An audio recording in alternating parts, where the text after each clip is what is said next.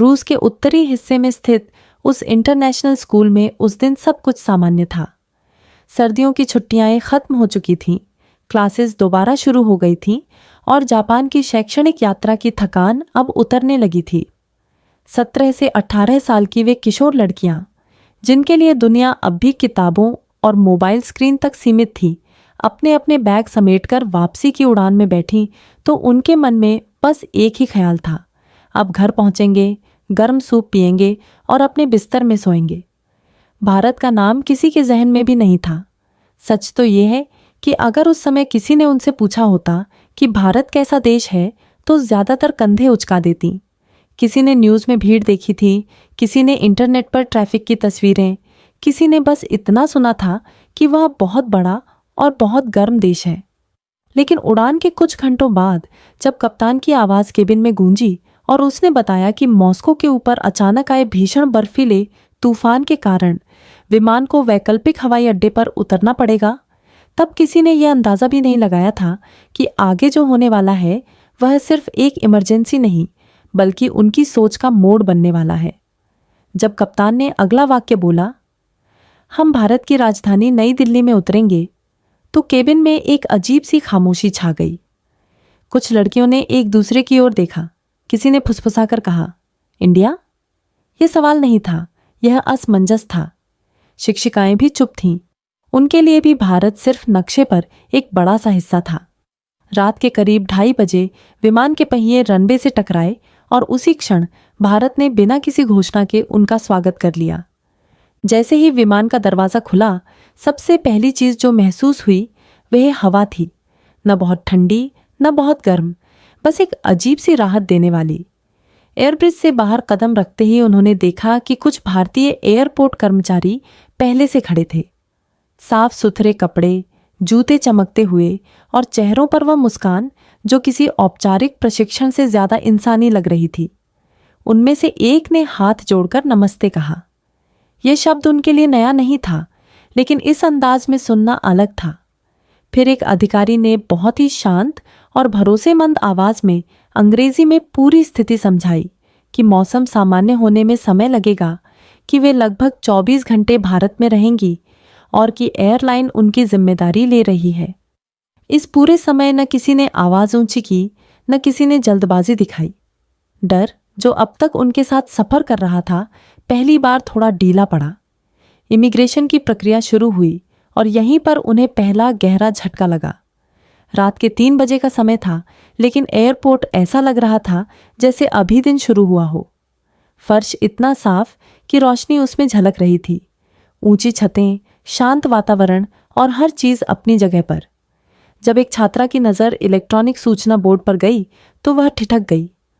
निर्देश कई भाषाओं में चल रहे थे और उनमें रूसी भाषा भी थी। अजनबी देश में अपनी मातृभाषा देखकर उसके चेहरे पर जो सुकून आया वह शब्दों में नहीं बताया जा सकता। सामान्य लेने के बाद उन्हें एक आरामदायक लाउंज एरिया में ले जाया गया। वहां नरम सोफे थे, कंबल थे और यहाँ तक कि नहाने की सुविधा भी थी। लंबी उड़ान के बाद कुछ लड़कियां वहीं सो गईं, लेकिन कुछ को भूख लग रही थी। शिक्षिका ने झिझकते हुए पूछा कि क्या इतनी रात को कुछ मिल पाएगा। जवाब आया, एयरपोर्ट पर कई स्टोर और कैफे 24 घंटे खुले रहते हैं। ये सुनकर उन्हें यकीन नहीं हुआ, क्योंकि रूस में यह लगभग असंभव था। रात के लगभग 3 बजे जब वे एक स्टोर में दाखिल हुईं, तो उनके लिए यह दृश्य किसी और ही दुनिया का था। पूरा स्टोर रोशनी से भरा हुआ था, अलमारियों पर सामान करीने से सजा था। गरम समोसे, सैंडविच, नूडल्स, पैक्ड स्नैक्स और अलग अलग तरह के पेय। काउंटर पर एक युवा भारतीय लड़की अकेली खड़ी थी। उसकी उम्र शायद 25 के आसपास होगी। इतनी रात को अकेले काम करते हुए भी उसके चेहरे पर न थकान थी न डर। उसने मुस्कुराकर उनका स्वागत किया और पूछा कि वे कहाँ से आई हैं। किसी ने बताया कि वे रूस से हैं और उनकी फ़्लाइट को इमरजेंसी लैंडिंग करनी पड़ी है। उसने सहानुभूति जताई, लेकिन उस तरह नहीं जैसे कोई औपचारिक बयान देता है, बल्कि ऐसे जैसे कोई इंसान दूसरे इंसान से बात करता है। छात्राओं ने अलग अलग चीज़ें लीं। किसी ने मसालेदार नूडल्स चुने, किसी ने मिठाई, किसी ने कोई ठंडा पेय। बिल आया तो सब फिर से एक दूसरे को देखने लगीं। कीमत इतनी कम थी कि उन्हें लगा शायद कुछ गलत हो गया है। रूस के किसी भी एयरपोर्ट पर इतना सामान लेने पर इसका दोगुना खर्च होता। भुगतान करते समय उन्होंने देखा कि ज्यादातर लोग डिजिटल तरीके से पैसे दे रहे थे। सब कुछ तेज लेकिन शांत। वापस लाउंज जाते हुए उन्होंने देखा कि सफाई कर्मचारी मशीनों के साथ बिना शोर किए काम कर रहे थे। वे किसी को परेशान नहीं कर रहे थे, न ही उन्हें देख रहे थे। वॉशरूम के अंदर का दृश्य तो मानो किसी अच्छे होटल जैसा था। साफ फर्श, चमकते शीशे, साबुन और ड्रायर सब ठीक से काम कर रहे थे। यह सब रात के 3 बजे हो रहा था। जब वे वापस बैठकर खाना खाने लगीं तो स्वाद पर बातें शुरू हो गईं। मसाले उनके लिए नए थे, लेकिन किसी को बुरा नहीं लगा। बाहर खिड़की से शहर की रोशनियां दिख रही थीं। दिल्ली सोई नहीं थी। वह चल रही थी, काम कर रही थी, सांस ले रही थी। उस पल किसी के मन में यह सवाल आया कि अगर यह सब एक इमरजेंसी में हो सकता है तो सामान्य दिनों में यह देश कैसा होगा। सुबह की पहली हल्की रोशनी जब एयरपोर्ट की कांच की दीवारों से अंदर आई तो लाउंज में एक अलग ही हलचल थी। रात की थकान अब भी शरीर में थी, लेकिन मन कहीं ज्यादा जाग चुका था। एयरलाइन के एक अधिकारी ने आकर बताया कि मौसम सामान्य होने में अब भी समय है और इस दौरान अगर वे चाहें तो भारत सरकार और एयरपोर्ट अथॉरिटी के सहयोग से एक छोटा सा दिल्ली दर्शन कराया जा सकता है। यह प्रस्ताव किसी टूर पैकेज जैसा नहीं था, बल्कि एक सहज सा निमंत्रण था। जब आप यहाँ हैं तो थोड़ा बाहर देख लीजिए। एक पल के लिए शिक्षिकाओं ने आपस में नजरें मिलाईं। अनजान देश, अनजान शहर, लेकिन पिछले कुछ घंटों में जो देखा था उसने डर को लगभग खत्म कर दिया था। बस कुछ ही देर में वे एयरपोर्ट के बाहर खड़ी बस में बैठीं। ड्राइवर एक मध्यम उम्र का भारतीय व्यक्ति था, जिसकी आंखों में नींद तो थी, लेकिन चेहरे पर आत्मविश्वास भी। उसने अंग्रेजी में उनका स्वागत किया और बताया कि वे सुरक्षित हैं, समय का ध्यान रखा जाएगा और किसी भी चीज की जरूरत हो तो बेहिचक कहें। जैसे ही बस एयरपोर्ट से बाहर निकली, शहर धीरे धीरे खुलने लगा। चौड़ी सड़कें, साफ लेन मार्किंग, हर कुछ दूरी पर स्ट्रीट लाइट्स और ट्रैफिक पुलिस। सुबह के बावजूद ट्रैफिक में कोई अराजकता नहीं थी। कहीं कहीं लोग मॉर्निंग वॉक करते दिखे, कुछ साइकिल चला रहे थे। ये वही भारत था जिसकी तस्वीरें उन्होंने इंटरनेट पर देखी थीं। एक छात्रा ने खिड़की से बाहर देखते हुए धीमे से कहा, यह तो शांत है। किसी ने जवाब नहीं दिया, लेकिन सबने महसूस किया कि उनकी धारणाओं में पहली दरार पड़ चुकी है। बस जब शहर के अंदरूनी हिस्सों में पहुंची तो गाइड ने बताना शुरू किया, यह इलाका प्रशासनिक है, यह ऐतिहासिक, यह आधुनिक। राष्ट्रपति भवन की दूर से झलक, इंडिया गेट के आसपास की सधी हुई हरियाली और फिर अक्षरधाम की ओर बढ़ती सड़क। जैसे ही वे वहां पहुंची और बस से उतरी तो समय जैसे थोड़ी देर के लिए थम गया। पत्थरों पर की गई बारीक नक्काशी, विशाल प्रांगण और चारों तरफ फैली शांति। इतनी भव्यता, लेकिन बिना किसी शोर शराबे के। जूते बाहर उतारते समय एक स्वयंसेवक ने बड़े सम्मान से इशारा किया और बताया कि कहाँ रखना है। अंदर चलते हुए उन्हें महसूस हुआ कि फर्श इतना साफ है कि नंगे पांव चलने में भी संकोच नहीं हो रहा। गाइड ने बताया कि यह सब हाथ से तराशा गया है, हजारों कारीगरों की मेहनत से। यह सुनकर कुछ छात्राएं चुप हो गईं। उनके लिए यह सिर्फ एक इमारत नहीं थी, यह उस धैर्य और अनुशासन का प्रमाण था जिसके बारे में वे कभी भारत को लेकर नहीं सोचती थीं।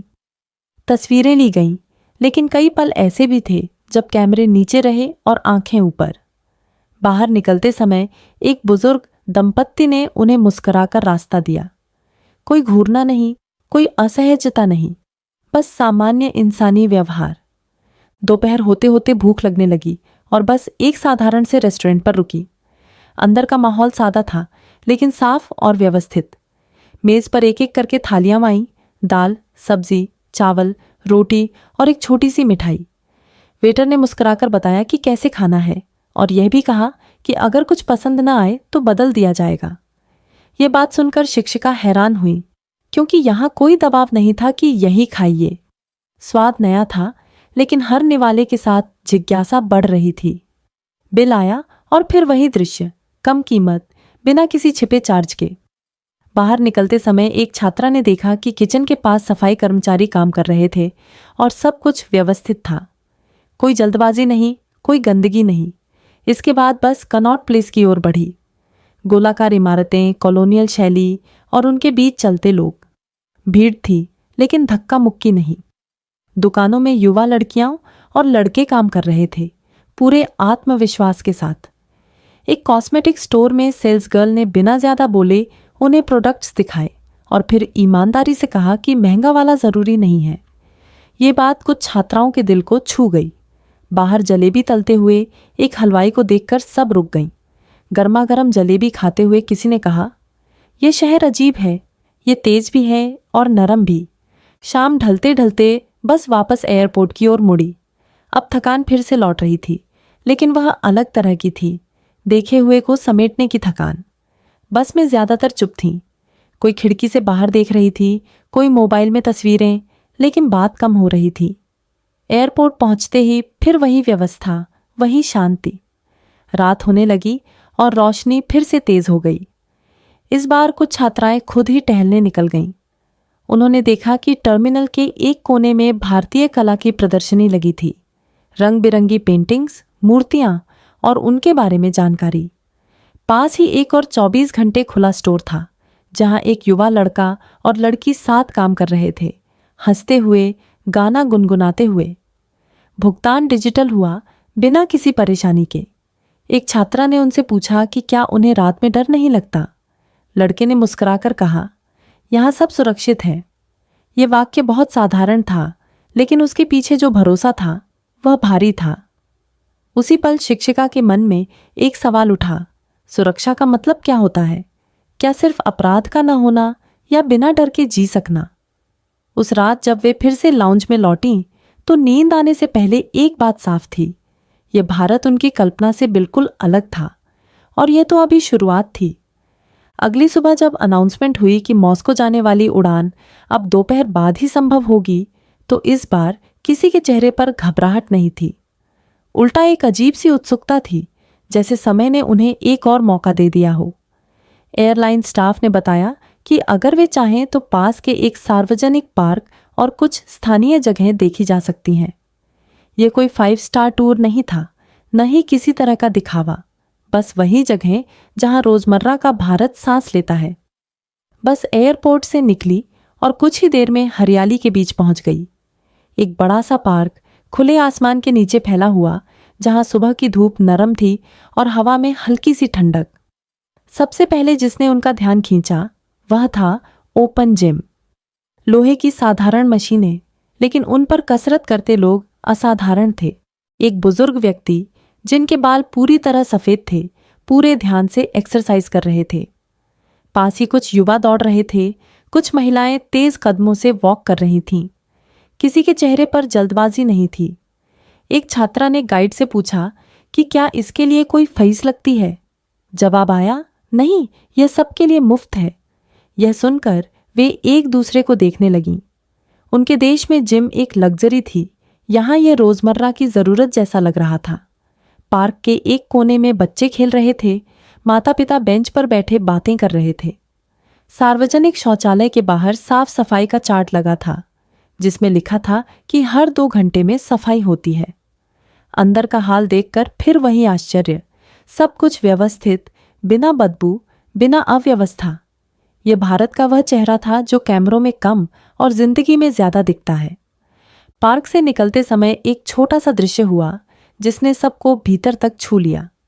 एक छात्रा का मोबाइल चार्ज खत्म हो गया था और वह थोड़ा परेशान हो गई। पास से गुजर रहे एक भारतीय युवक ने यह देखा, रुका और बिना कुछ पूछे अपना पावर बैंक आगे बढ़ा दिया। भाषा की दीवार थी, लेकिन इशारों और मुस्कान ने सब कह दिया। उसने न कोई नाम पूछा, न कोई धन्यवाद चाहा। चार्ज पूरा होते ही वह मुस्कुराकर चला गया। बस में बैठते समय उस छात्रा की आंखें थोड़ी नम थीं। उसने धीमे से कहा, उसने रुकने की जरूरत नहीं थी, फिर भी रुका। ये बात किसी ने नोटबुक में नहीं लिखी, लेकिन सबके दिल में दर्ज हो गई।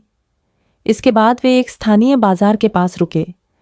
न बहुत चमकदार, न बहुत शोर, बस दुकानों की एक कतार, सब्जियों, फलों और रोजमर्रा की चीजों से भरी। दुकानदार ग्राहकों से हंसते हुए बात कर रहे थे। कीमतें साफ साफ लिखी थीं। किसी ने ज्यादा पैसे नहीं मांगे, किसी ने विदेशी होने का फायदा नहीं उठाया। एक छात्रा ने चाय खरीदी। कुल कीमत इतनी कम थी कि उसने 2 बार पूछा कि क्या सही है। दुकानदार हंस पड़ा और बोला, इतनी ही है। उस हंसी में कोई चालाकी नहीं थी, सिर्फ सहजता थी। दोपहर के समय वे वापस एयरपोर्ट लौटे। अब यह जगह अजनबी नहीं लग रही थी। ये वही एयरपोर्ट था, लेकिन उनकी नज़र बदल चुकी थी। ड्यूटी फ्री शॉप्स में घूमते हुए उन्होंने भारतीय चाय, हस्तशिल्प और छोटे छोटे तोहफे खरीदे। एक दुकान में मिट्टी के बर्तन थे। दुकानदार ने बताया कि इन्हें बनाने में कितना समय लगता है, कौन बनाता है और क्यों हर पीस थोड़ा अलग होता है। कीमत सुनकर कुछ ने सोचा कि यह महंगा है, लेकिन कहानी सुनने के बाद किसी ने मोल भाव नहीं किया। उन्हें लगा कि वे सिर्फ एक चीज नहीं, एक मेहनत खरीद रही हैं। इमिग्रेशन के समय अधिकारी ने मुस्कुराकर पूछा, भारत कैसा लगा? इस बार जवाब सोच समझकर आया, अलग। ये एक शब्द था, लेकिन उसके पीछे कई अनुभव थे। विमान में बैठते समय जब सीट बेल्ट बांधी जा रही थी तो बाहर रनवे की रोशनी फिर से दिखी। एक छात्रा ने खिड़की से बाहर देखते हुए कहा, हम यहां सिर्फ उतरे नहीं थे, हमने कुछ सीखा है। उड़ान ने जब आसमान पकड़ा और दिल्ली की रोशनियां नीचे छोटी होने लगीं तो केबिन में बातें शुरू हो गईं। कोई अपने माता पिता को मैसेज भेज रही थी, कोई तस्वीरें देख रही थी। इंटरनेट तेज था, वीडियो कॉल बिना रुके चल रही थी। एक छात्रा ने अपने पिता से कहा, यहाँ सब कुछ अलग है, लोग अजनबी नहीं लगते। शिक्षिका चुपचाप सुन रही थीं। उनके मन में बार बार वही सवाल घूम रहा था, क्या हमने किसी देश को बिना जाने बहुत जल्दी जज कर लिया था? 6 घंटे की उड़ान में ज्यादातर बातें भारत पर ही होती रहीं। कोई सुरक्षा की बात कर रहा था, कोई व्यवस्था की, कोई लोगों की। जब विमान मॉस्को में उतरा और ठंडी हवा ने उनका स्वागत किया तो सब कुछ परिचित था, लेकिन कुछ बदल चुका था।